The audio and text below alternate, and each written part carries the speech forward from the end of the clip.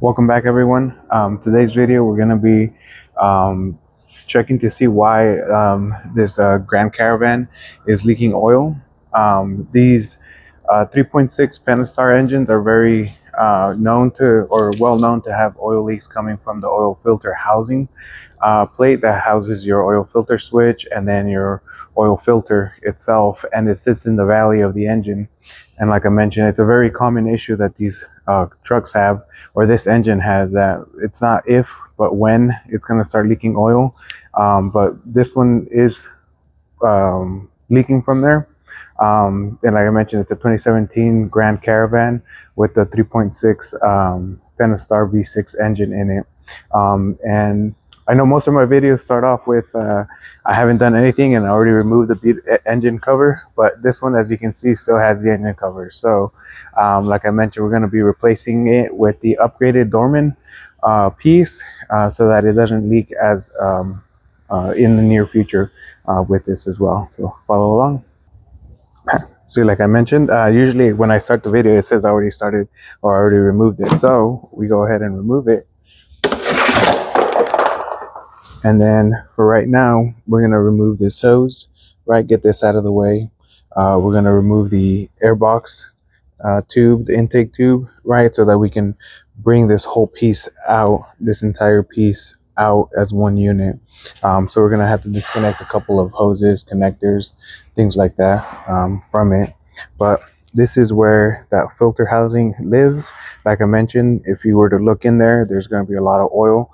The other way you can tell if it is that is if you go on this side and you take a look in this area here, you can kind of see there's some wet spots, and then ultimately you can see where all the oil has been spilling in this area, collecting in the little crevices or whatnot. So like I mentioned, we're gonna just remove these hoses and then a couple other things.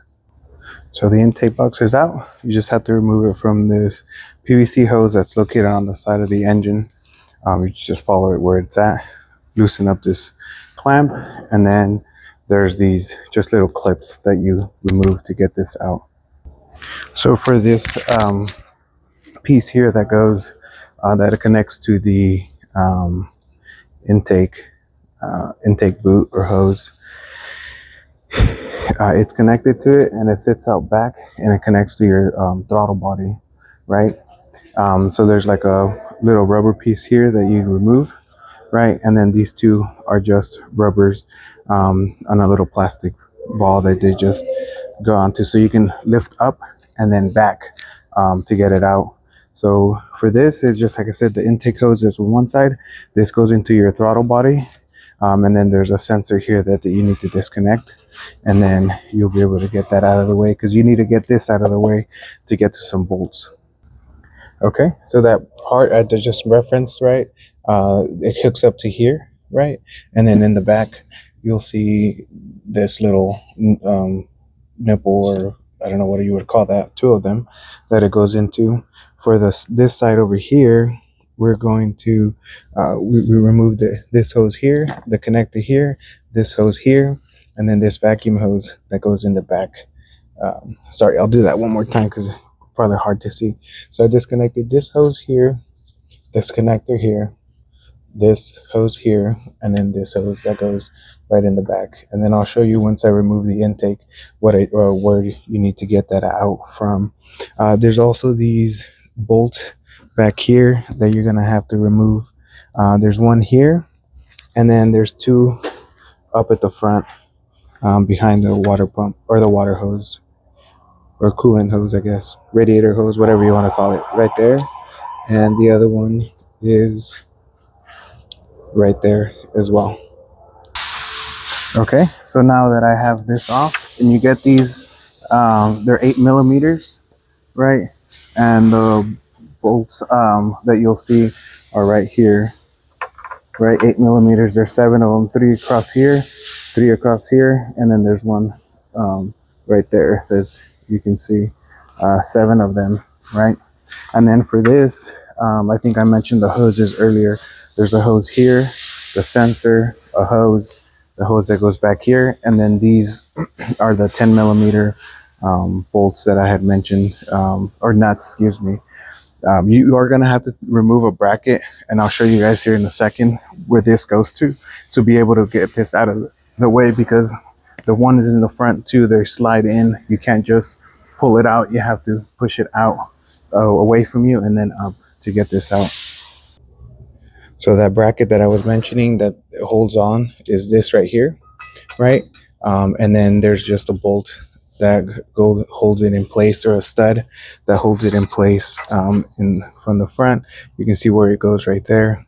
And then it houses this wiring harness here, so you have to get this out of the way to be able to get to the stud and then remove it. That's a 13 millimeter right there, so that way you can move the housing back and then up away from you to get to it. Next in line, it's going to be removing the bolts that house the lower intake manifold in place, and this is going to require us to have to remove the fuel injectors out of their location, right? And then some fuel lines. These are the bolts that hold the lower intake manifold in place, but we're just going to lift the injectors out and move them out of the way so we can get to them. Okay, so a small update. We didn't have to remove the injectors themselves. So what I did was we just had to disconnect them, right, from the wiring harness. And then, so disconnected them, 3 here, 3 there. And then these 8 millimeter bolts, there's 6 of them, 4 on this side, right? 1, 1, 2, 3, 4, and then 5, 6, 7, 8 total. The wiring, the connectors in the back from the fuel injectors. There is a cable little strap that you need to get out so that you're able to lift this and move. Here, I can do this with just one hand. You just literally fold it over on its side over here. Right now, it's also recommended that you guys, if you are doing this, replace the seals around here, just because some of them get flat over time, or get pinched. So it's always good practice to replace those seals as well. So from here, you'll see that we have the oil filter housing pretty exposed, and you can see that where it's leaking from different areas from this. So to remove this, we're just going to remove these electrical connectors here, 2 of them, and then I'll show you guys what it looks like out here once we remove them from the engine bay.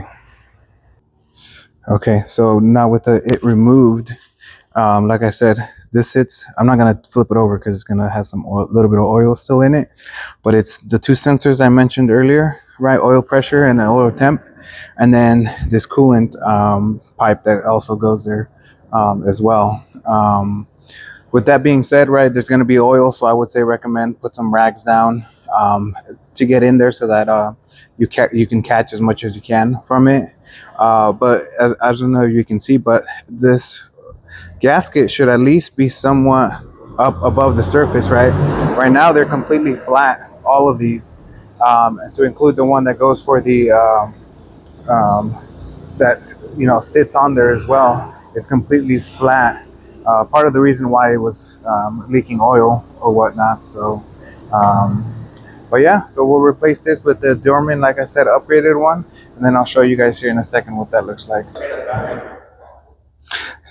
So for this Dorman, right, you can see this, at least you can see the O-ring, right, of these locations, and then the one here as well. It's not flat like the other one, so we're just going to remove the 2 sensors, put them on here, add a little bit of like the sealant, either tape or the liquid, to be able to put some on here so that it doesn't leak here in the future as well.